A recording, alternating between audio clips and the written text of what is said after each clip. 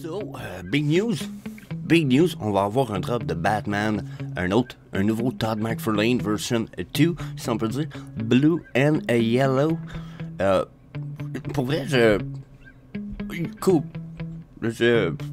Selon les prix, puis tout ça, je risque de participer, donc je trouvais ça cool. Puis aujourd'hui, c'est ce qui fait qu'on va aller faire une charte du Todd McFarlane, la version numéro 1. On va aller voir ça ensemble, la gang. Je pense que ça va être vraiment intéressant. Puis de toute façon, ça donne bien. Il nous drop un Todd. On va aller voir c'est quoi les prix du Todd. So, yeah.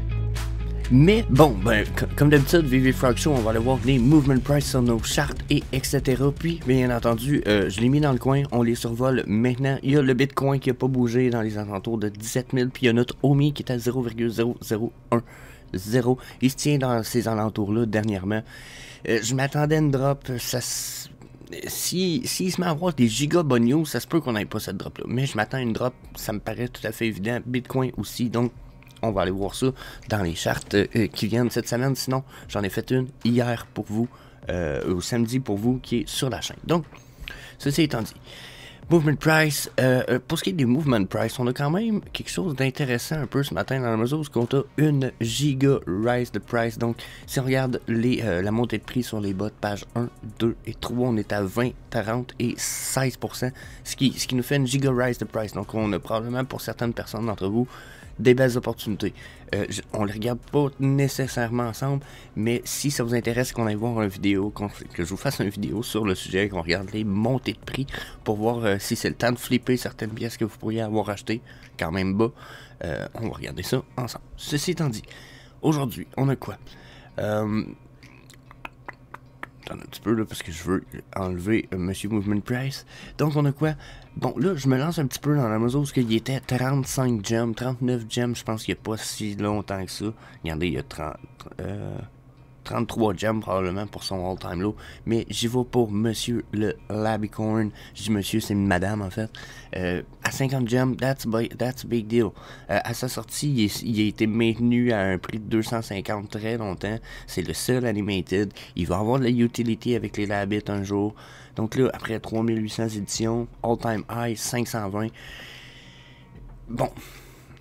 Je vais pas partir sur les all-time high, je vous fais une vidéo là-dessus, mais ça probablement, son all-time high probablement plus alentour des 2, 3, 400 que les 520, mais quand même 520 c'est un all-time high intéressant. Sinon, Rewind Collective Logo, encore une fois, fucking utility, 50 gems, genre, tu sais, il va y avoir de la utility que ça plus tard, c'est assuré. Donc ensuite, j'y vais avec Lady Deadpool 4,79, c'est une first appearance, hein. Puis ça c'est une autre chose que j'ai réfléchi et parlé beaucoup la semaine passée, peut-être pour ceux qui s'en souviennent, mais je n'ai parlé en privé ou surtout aussi sur certains Discord. Lady Deadpool c'est un first appearance, puis ils n'ont pas mis autant de first appearance en Mighty Marvel pour rien, d'après moi il y a une raison à ça. Donc ça, yeah, quand même important. Ensuite on passait directement à page 2, encore une fois, regardez, Loki, first appearance d'un Mighty Marvel, d'un personnage de Marvel qui est en forme de Mighty Marvel, donc à 11 écus, que je négligerais probablement pas ça. La Gold and Silver Girl aussi à 720, c'est un bon pactole, mais très peu cher. Mickey ici, je l'ai entouré parce que le set, jusqu'à un certain point, je pense que d'avoir le set va être une bonne chose dans le futur. Les 3 pièces sont quand même pas cher, ok? Yoda, Dark Lightsaber, même chose pour les lightsabers, je pense que les sets sont très pas chers. Le Valdo Case, c'est une autre chose, encore une fois, utility de promis dans le futur, donc un jour c'est sûr que ça va monter de prix, puis l'utility se fait attendre, puis d'après moi la raison est simple, ça prenait le VVverse. On n'a pas de VVverse, on n'a pas d'utility, c'est comme le Batlamp. C'était déjà prévu qu'il y ait une lumière avec la lampe de Batman. L'affaire, c'est que ça prenait le VVverse. Mais là, les gens voulaient pas l'attendre, ça s'est plein. Donc, ils vous ont fait une belle petite modification, ce qui passe de gris à jaune et de jaune à gris. Donc, bon, hein, sont quand même cool, le monde se plaigne, puis ils font des efforts right away. Ensuite, Dragon Girl Pink and Gold, déjà à 45 gems, that's big deal. Son all-time high est à 380. Peut-être que le all-time high réaliste est plus alentour des 200, mais encore une fois, de 45 à 200, c'est un x4 dans votre investissement. Parlez de ça à n'importe quel gros parlé de ça avec un professionnel, il dit si moi j'ai moyen de faire x4 dans mon investissement comme facile, est-ce que c'est un bon coup? La plupart vont vous demander s'ils peuvent investir avec vous autres. x4, là, c'est fucking excellent. Là, okay? Donc, ça, first of all. Ensuite, si je continue avec, encore une fois, un first appearance. C'est sûr que je vous suggérerais bien plus d'aller voir un common pour ce qui est de Buzz Lightyear, mais un Buzz Lightyear en ce moment à 18,99, that's a fucking big deal. Smarking Labbit à 17,25, encore une fois, that's a big deal à ce prix-là. Quand même pas cher. Ça a monté à 149, probablement qu'à 75. 80, ça rend d'allure comme all-time high plus réaliste. Si on irait voir la charte, probablement qu'on verrait ça, mais 17 et 25, avec des utilités qui est supposé venir, il y en a juste 3888, je veux dire. On est 1 million de mains, puis il n'y a même pas 1% de la population de Vivi qui peut en avoir un. Même pas 1%. Donc, encore une fois, s'il y a des utilities, puis un petit jeu, puis des affaires qui viennent avec ça, ça va être fucking cool. Ensuite, là, je vais tasser mon espèce de Dragon Girl encore. Le Deadpool, peu importe le Deadpool, le first set est un first appearance set. That's a big deal. Les dragons de Scott Dawson sont fucking cool à cause du Asian market. Puis je vais vous avouer qu'une fois que vous l'avez dans votre set, vous allez les trouver cool. Ils sont vraiment nice. Ils sont good looking. La quality est écœurante. Je les suggère. Ça va être très populaire dans le futur. Zombie Deadpool first appearance. Puis encore une fois, 2 fucking Labbits. Je le dis, les Labbits vont venir avec la utilité plus tard. Donc, yeah. Pas mal sûr que ça va valoir plus.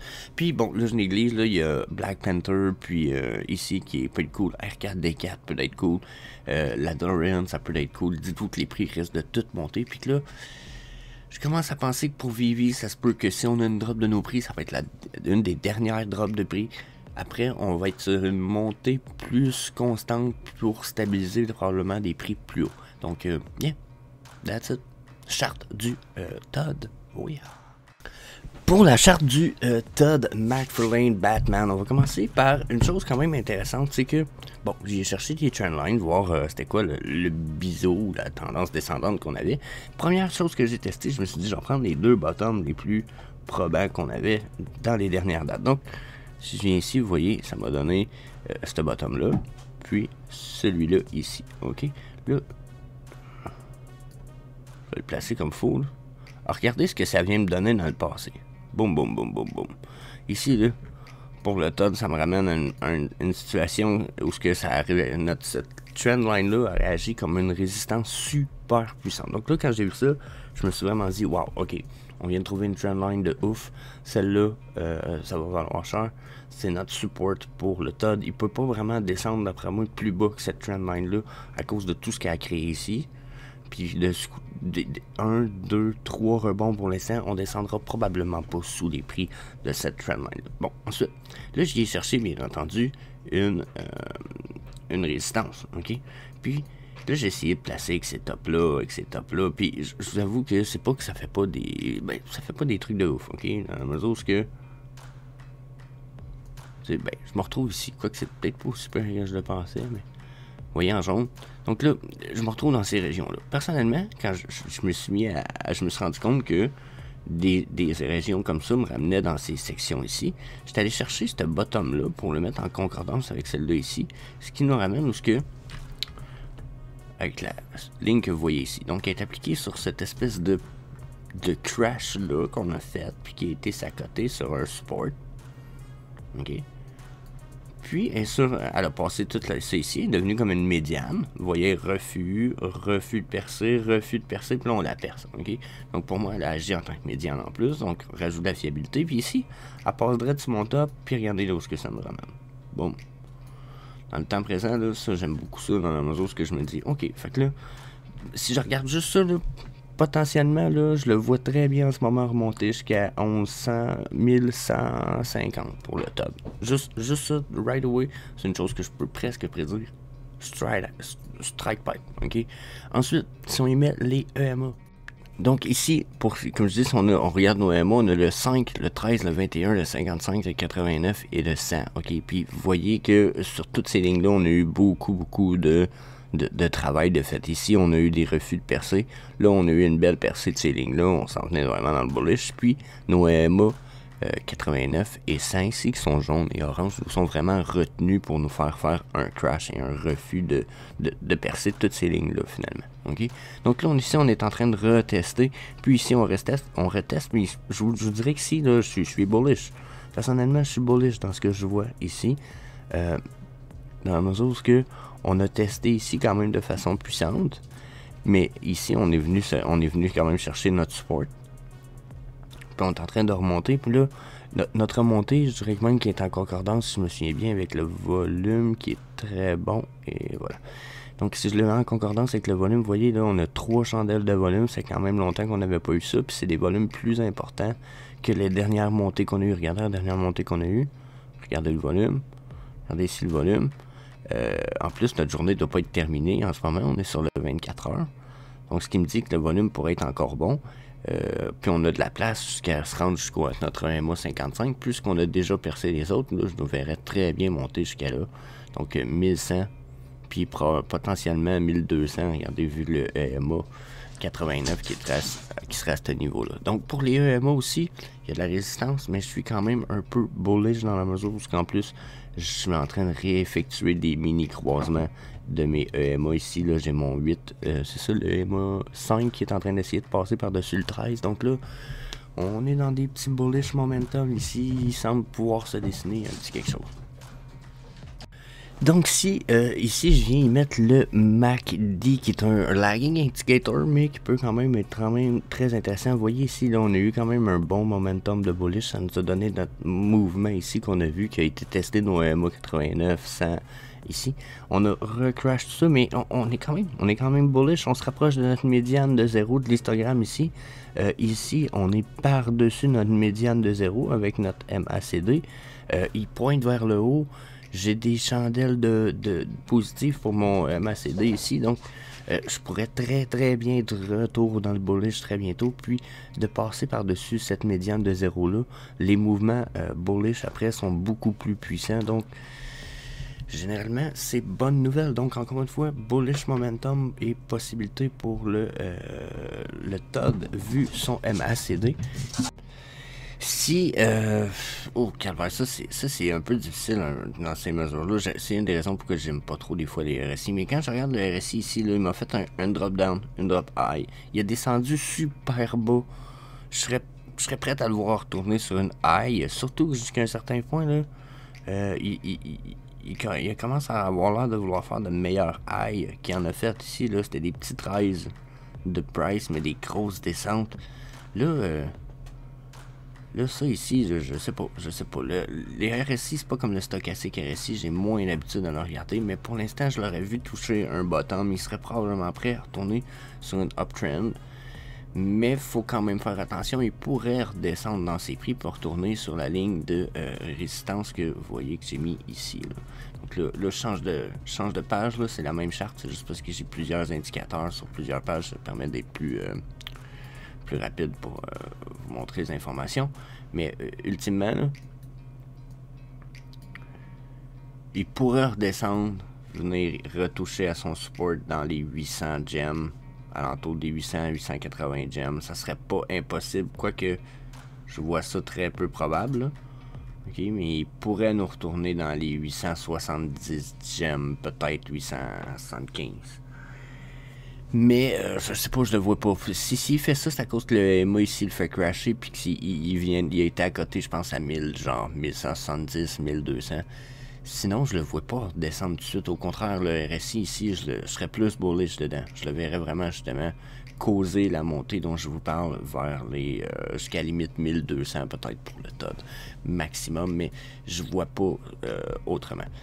Sinon, donc, si on veut pas perdre trop de temps, stochastique RSI, 3 time frames comme j'ai l'habitude de les faire. La courte time frame la plus courte me dit on est encore sur une montée pour quand même probablement une journée ou encore ou deux. Ensuite, je regarde la time frame en bleu qui est la time frame actuelle. Justement, la montée semble pas terminée du tout, donc probablement, elle me ramène encore à mes 2 journées de montée de prix. Puis ici, on voit que la montée, elle pourrait être sur le bord d'être terminée pour la plus longue time frame de mes stochastiques RSI. Ce qui veut dire qu'après les 2 jours, on va probablement se préparer à une rechute, ce qui fit très bien avec ma résistance que je vois ici. Donc on pourrait se rendre dans les 1200, peut-être même 1300 si on se rend jusqu'au EMA 100 ici qui est en orange. Mais sinon, je nous vois redescendre pas mal après, retourner probablement retester des bas ici dans les alentours de 1000.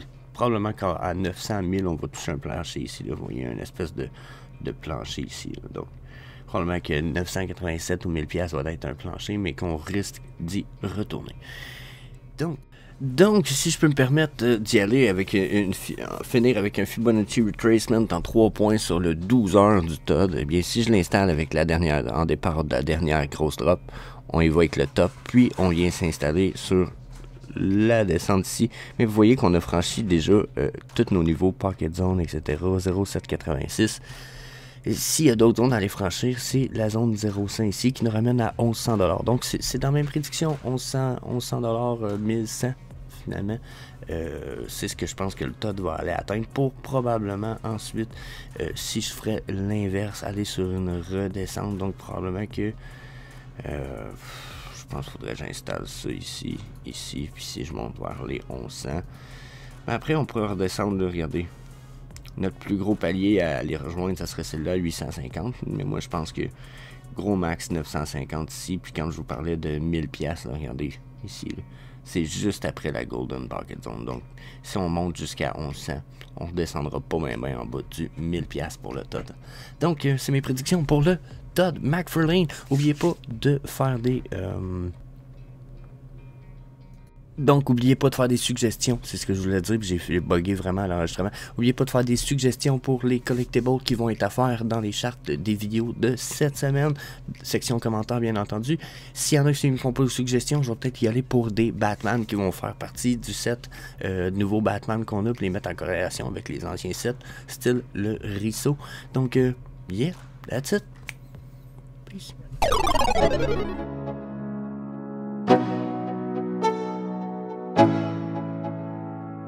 Let's go. Yo, I'm like an addict, do I gotta have it. I ain't even playing, got a really bad habit. If it moves, gotta grab it, fuse like a magnet. Lose, won't have it till I'm doomed in a casket. I ain't playing, got a weird mind. If you work 8 hours, I'ma work 9. If the shit tastes sour, you should taste mine. I'ma stay in power for a long time.